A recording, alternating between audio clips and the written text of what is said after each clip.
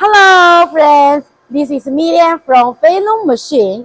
Today I'm in the workshop to show you our order of the heating tunnel. This heating tunnel with two small heating lines. Here we can see inside there is the conveyor belt with the loader and heating and air circulation inside. Let's have a look this part.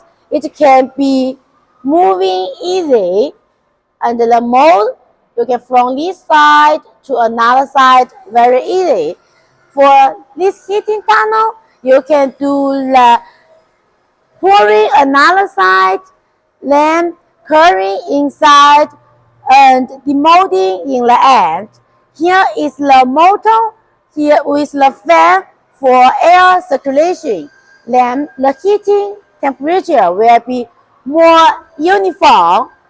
It's very good for your small capacity making process.